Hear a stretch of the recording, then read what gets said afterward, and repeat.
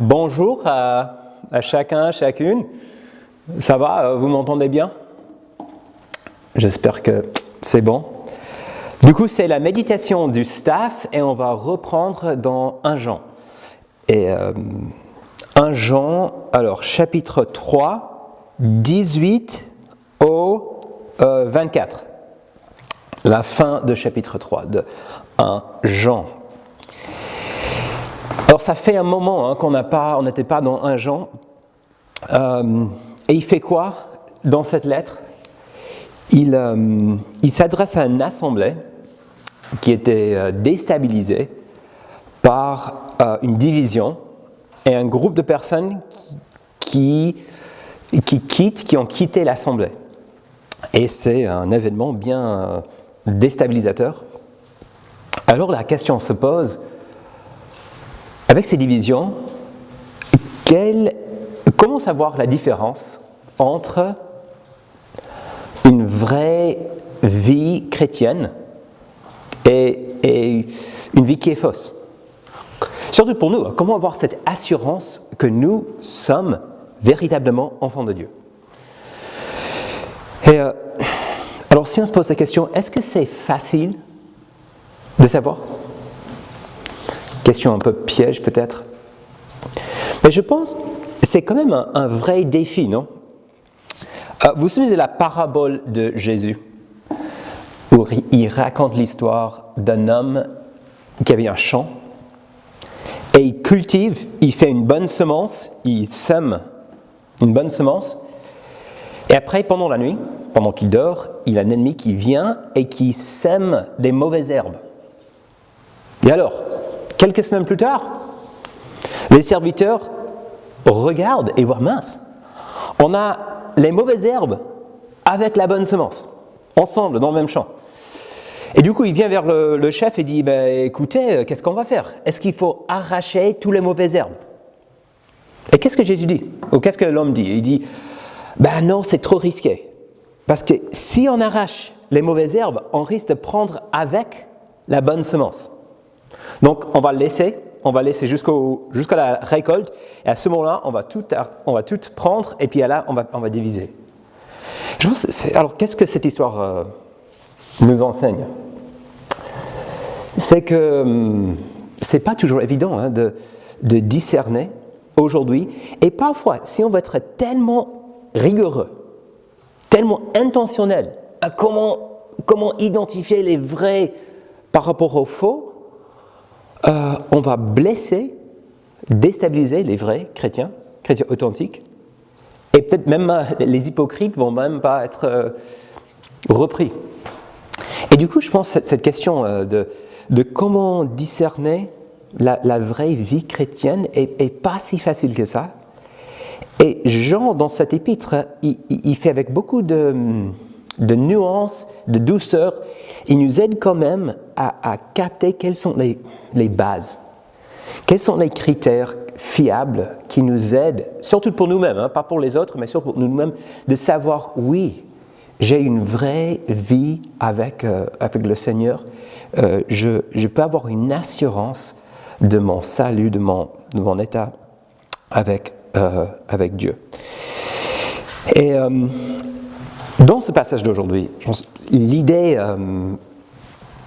que Jean veut nous transmettre est celle-ci.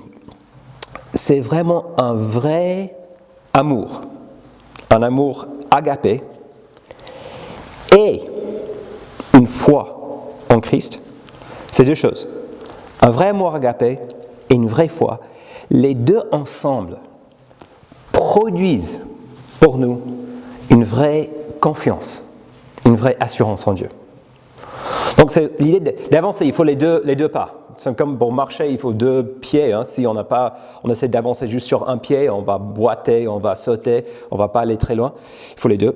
Et ici, Jean explique, cet amour agapé est une foi en Dieu qui nous aide à avancer et vraiment vivre notre vie avec Dieu avec assurance. Donc, lisons le passage. Vous avez, j'espère, sous les yeux 1 Jean 3, 18, 24. Petits enfants, n'aimons pas en parole avec la langue, mais en acte et en vérité. Par là, nous saurons que nous sommes de la vérité et nous rassurerons notre cœur devant lui. En effet, même si notre cœur nous condamne, Dieu est plus grand que notre cœur, il connaît tout. Bien-aimés, si notre cœur ne nous condamne pas, nous avons l'assurance devant Dieu.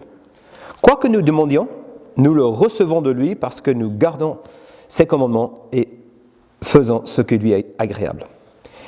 Et voici quel est son commandement, c'est que nous croyons au nom de son Fils Jésus-Christ et que nous nous aimons les uns les autres, comme il l'a ordonné. Celui qui garde ses commandements demeure en Dieu et Dieu demeure en lui, et nous reconnaissons qu'il demeure en nous à l'Esprit qui nous a donné. Je prie, Seigneur, juste que tu puisses venir nous aider, nous encourager dans ces quelques minutes. Merci pour ces versets, et nous voulons vivre. Et je prie pour chaque étudiant, et moi, et les autres dans cette communauté, que nous puissions vivre avec cette assurance devant toi. Amen. Ok, plan classique, 3 choses. La marque, une marque d'une vraie vie chrétienne. Une marque, l'amour agapé. Une marque, le danger avec cette marque et comment gérer ce danger. La marque, le danger et comment gestion de ce danger. Alors la marque est cet amour agapé, cet amour qui reflète l'amour qu'on voit chez Dieu. On passe juste au verset 14 de ce chapitre. Il dit « Quant à nous, nous savons que nous sommes passés de la mort à la vie. » Pourquoi ? C'est fort ce qu'il dit. Nous savons que nous sommes passés de la mort à la vie parce que nous aimons les frères et sœurs. Cet amour, c'est une marque, une preuve que nous avons connu le salut que Dieu nous donne. Et c'est un amour qui agit. Je pense qu'on peut être tous convaincus que l'amour est une bonne chose. Je pense que tu demandes presque à n'importe qui, ils vont dire oui, c'est très bien d'aimer les uns les autres, très chouette. Mais c'est presque comme on a des voitures. Imaginons des voitures sans carburant, sans essence.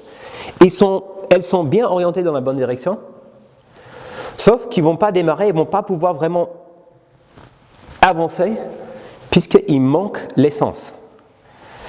Et nos vies sont un peu comme ça. On peut avoir des belles idées sur l'amour, sur l'éthique, etc. Mais cet amour, ce n'est pas possible finalement sans cette aide, sans l'Esprit de Dieu qui vient dans nos vies par le salut. Et là, la voiture démarre. Et là, on peut savoir, je me souviens, j'avais une voiture qui était souvent, en fait, jauge d'essence, de carburant ne marchait pas. Je ne savais jamais si on avait de l'essence ou pas. Mais la preuve très facile, c'était quand ça démarrait et je pouvais rouler avec, je savais au moins qu'il y a un peu d'essence dans la voiture. Et même pour nous, de savoir, est-ce qu'on a connu Jésus-Christ ? Il a une marque très claire. Est-ce qu'on arrive à aimer nos frères et sœurs ?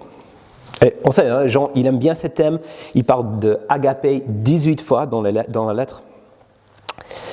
Mais,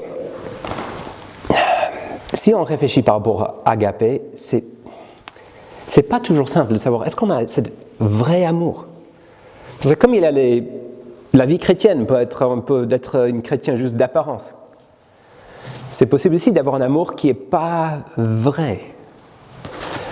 Je pense à ces versets Jésus dit, qui me reprend toujours, en Matthieu chapitre 5, et je lis 46 à 48. « Si vous aimez ceux qui vous aiment, quelle récompense méritiez-vous ?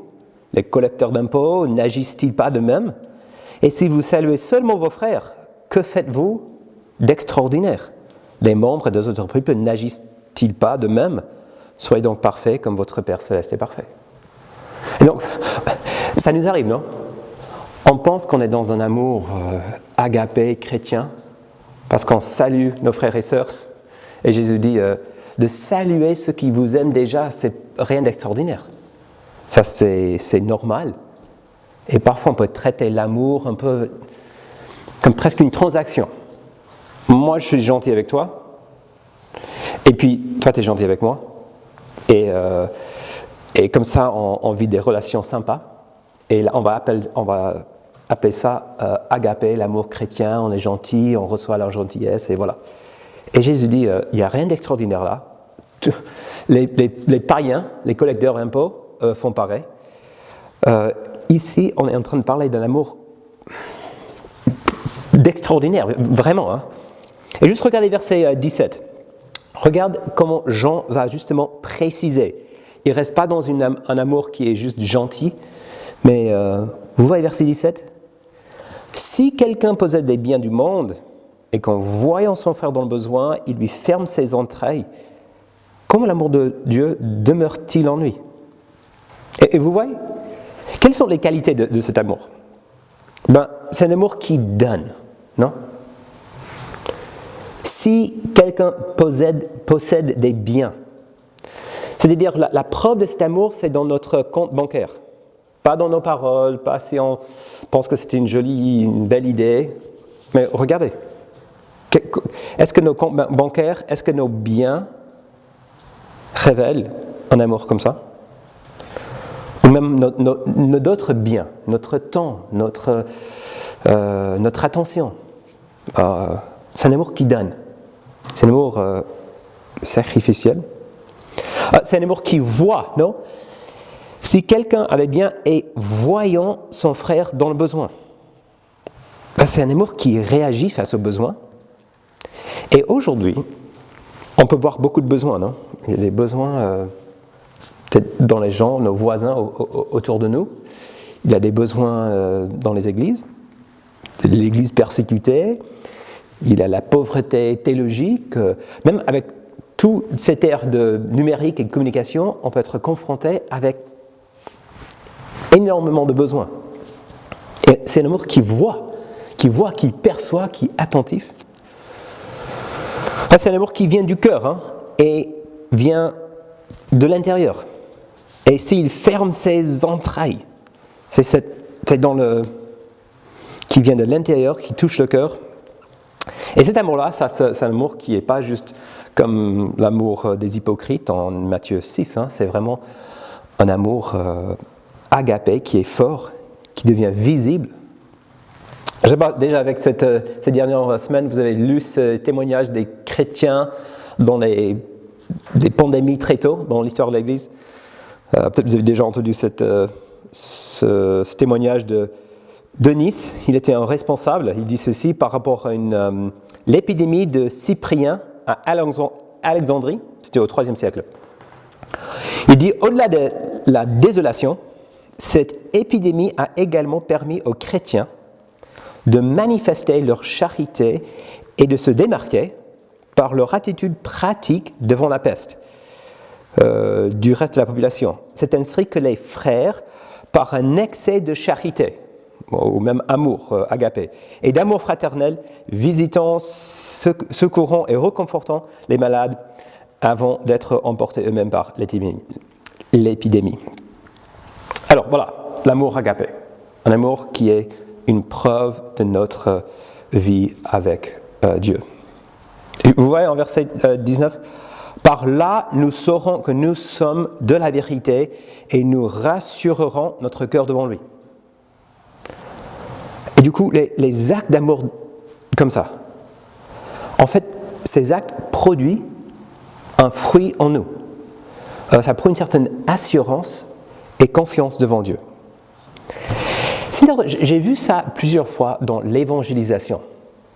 Je connaissais des personnes, des chrétiens, ils maîtrisaient théorie, l'évangile, les bases de la foi. Ça faisait des années qu'ils fréquentaient les églises, mais ils avaient beaucoup d'hésitation à partager leur foi. Et pour X raisons, ils ont été impliqués dans un travail d'évangélisation. Et après, leur témoignage était assez fort. Ils disaient, mais punaise, de commencer à partager ma foi avec les autres, j'ai commencé à saisir d'une nouvelle façon la profondeur de ma foi. Ça m'a boosté tellement moi-même. J'ai compris que oui, Dieu m'aime vraiment. J'ai compris l'évangile, c'était en expliquant auprès des autres que finalement, ça devient beaucoup plus réel pour moi. Je ne sais pas, peut-être vous, vous avez vécu cette expérience, vous avez eu des amis qui, en vraiment allant vers les autres et en partageant la foi, ils ont vraiment saisi pour elles-mêmes la grandeur de leur foi. Et je pense d'une certaine manière, c'est pareil ici. Jean dit, c'est lorsqu'on se lance dans les actes d'amour, dans l'amour agapé pour les autres, souvent ça produit un fruit un peu inattendu, une assurance de notre vie avec Dieu. Du coup, on a besoin de cet appel d'aimer. Je ne sais pas comment là vous vivez ces temps, mais peut-être si on est découragé, on commence à avoir des doutes, on est un peu dans une pente descendante, on se sent peut-être déçu ou même blessé par les autres. Tu sais ce qu'on a besoin selon ce texte? On n'a pas forcément besoin d'écrire dans notre journal intime pendant des heures ou d'être dans la réflexion sur nous. Peut-être ce dont nous avons besoin, c'est de se lancer dans les actes d'amour très pratiques, très concrets auprès de nos voisins. Juste commencer à dire, ok, ça ne va pas très bien chez moi, mais mon besoin ici, ce n'est pas simplement de recevoir, mais de donner. Ça, c'est mon besoin plus grand et je vais réfléchir, je vais passer du temps, je vais juste arrêter d'être trop focalisé sur mes soucis, et ces soucis peuvent être importants, je ne minimise pas, mais j'ai tellement besoin d'être dans l'amour, des actes d'amour, et juste de faire une pause, dire comment je peux vraiment, dans ces modes de confinement, dans ces moments, aimer mon prochain. Peut-être c'est un appel, peut-être c'est une carte, peut-être c'est prière, peut-être c'est aider quelqu'un avec un service, je ne sais pas, mais il y a la chose, et souvent c'est dans le faire des choses très concrètes que Dieu veut produire en nous une assurance. Ça va? Premier point, la marque, amour agapé. Alors, passons au deuxième point, et ça c'est le danger de cette marque. Alors, et ça on voit en verset 20, je pense que c'est vraiment au cœur de ce passage. Jean dit, en effet, même si notre cœur nous condamne, et ça c'est intéressant, il a lancé cet appel fort d'agir avec amour, à cet amour agapé, mais Jean, il est un pasteur expérimenté et il sait que souvent, d'être confronté avec cet appel, finalement, ça peut produire une sorte de condamnation chez nous. Parce que est-ce qu'on aime assez avec cet amour agapé? David, pardon, tu peux reprendre le deuxième point. Le titre, c'est quoi? Le danger avec cette marque. Merci. Parce que vraiment, par rapport à l'amour qu'on voit chez Jésus, si on est honnête avec nous-mêmes, notre amour est quand même assez pathétique par rapport à son amour. Et est-ce que tu connais cette petite voix à l'intérieur qui critique et qui dit tu devrais aimer plus, tu n'aimes pas assez. Regarde, c'est au cœur de ta foi d'aimer ton prochain et en fait tu arrives pas très bien. Cette voix qui peut aussi nous comparer facilement aux autres, il dit regarde celle-là, regarde comment elle aime, elle est dévouée avec un amour désintéressé, et toi, les premières pensées qui viennent, plutôt les pensées peut-être critiques, qui jugent, qui classent des personnes,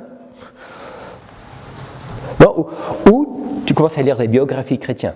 Tu vois, les types, ils avaient 19 ans, ils ont fait l'Institut biblique, ils passaient... le programme académique était plus chargé qu'ici, mais ils arrivaient à passer 2 heures dans la prière, et puis l'année après l'Institut, ils ont implanté 3 églises, et ils avaient un amour juste énorme.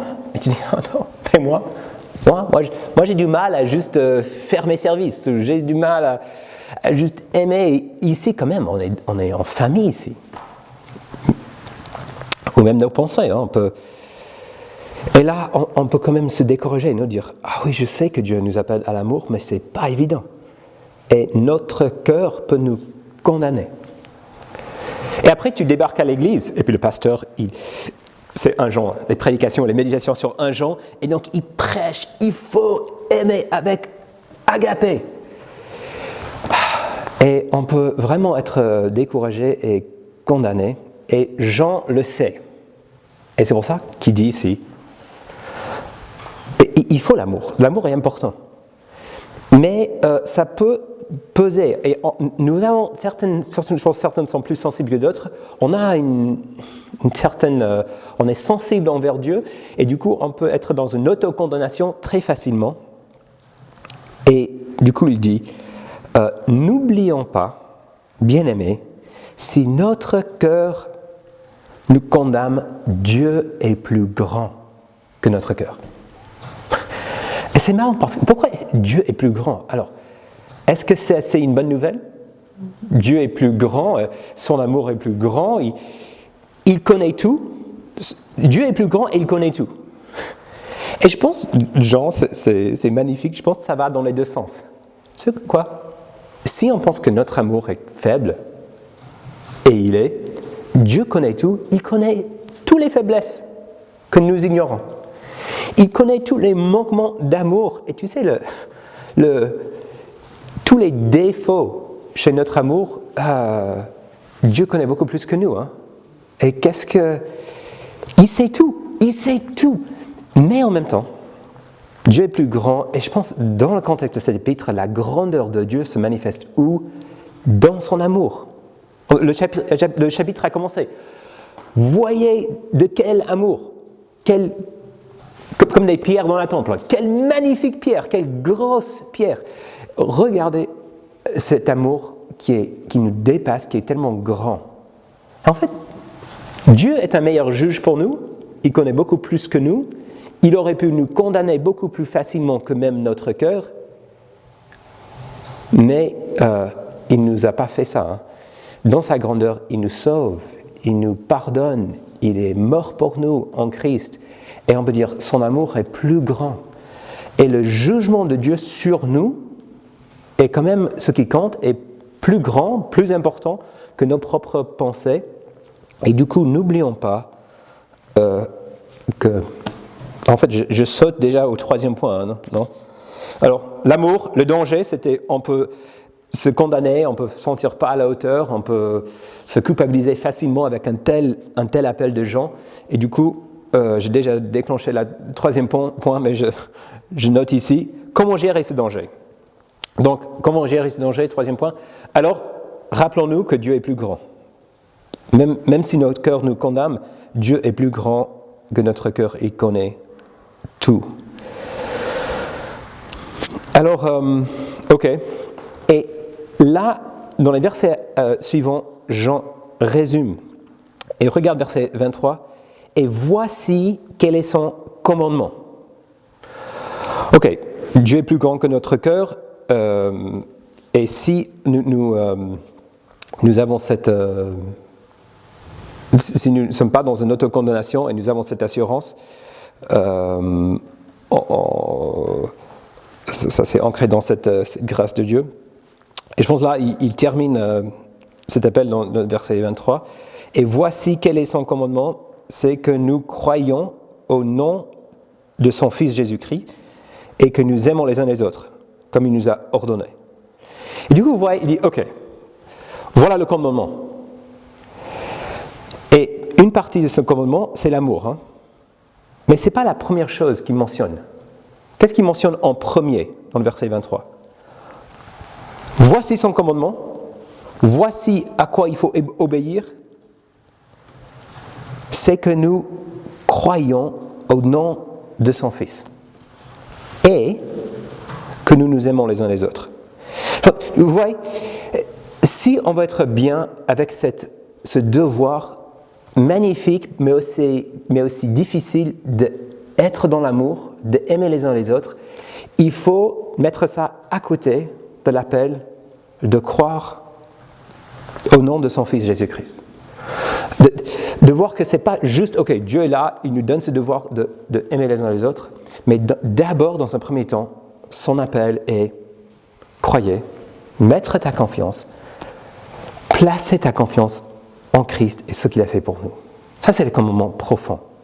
Je pense là, il donne écho avec Jean chapitre 6, où les pharisiens viennent vers Jésus et disent « Mais quel est le commandement de Dieu? Quelle est l'œuvre de Dieu? Quelle est l'œuvre de Dieu que nous devons faire ?» Et Jésus dit « L'œuvre de Dieu, c'est que vous croyez dans le Fils de Dieu. » Et c'est finalement cette foi et cet attachement à Christ, une confiance qui va recevoir son amour, une confiance qui est la base finalement d'une identité sûre pour nous en tant que ses enfants, ça qui nous permet de relever ce défi, de aimer sans être condamné. Donc les deux, on va les dire, amour et confiance aujourd'hui, confiance et amour. Je pense une preuve que nous vivons ces choses, c'est un truc que j'ai sauté avant, c'est le verset 22. Bien-aimés, ou 21-22, si notre cœur ne nous condamne pas, nous avons de l'assurance devant Dieu, quoi que nous demandions, nous le recevons de lui, parce que nous gardons ses commandements et faisons ce qui lui est agréable. C'est intéressant, au cœur de ça, Jean rappelle la prière. Je pense que ça, c'est un signe. Si on vit avec cette assurance devant Dieu, on sait qu'il est puissant, on sait qu'il est saint, mais on sait aussi que nous sommes pardonnés et on a le privilège de venir devant lui, pas dans une autocondamnation, pas dire « Ah, je ne fais pas assez bien », mais en vivant le pardon, qu'est-ce que ça débloque? Une belle vie de prière, non? Quoi que nous demandions, nous le recevons de lui, si notre cœur ne nous condamne pas. Et donc, je vous encourage aussi, je pense, avec ce passage, de vivre, de relever ce défi de l'amour agapé, et dans ce défi, de voir que ça peut produire des fruits en nous, d'assurance, mais de faire attention, parce qu'il y a un danger là-dedans. On peut être nos cœurs sont vite à nous condamner, et du coup, à bien ancrer ça dans notre foi en Christ. Et ces choses ensemble, laissons-les produisent en nous une vie de prière, de venir devant lui. Dieu prend plaisir à nous écouter. On est des enfants bien-aimés. Et même ces moments de confinement, de bizarre, c'est une invitation ouverte aussi à passer du temps avec notre Père, de ne pas être sous une condamnation, mais d'être sur sa grâce, son amour, son pardon, et que ça puisse produire en nous amour agapé.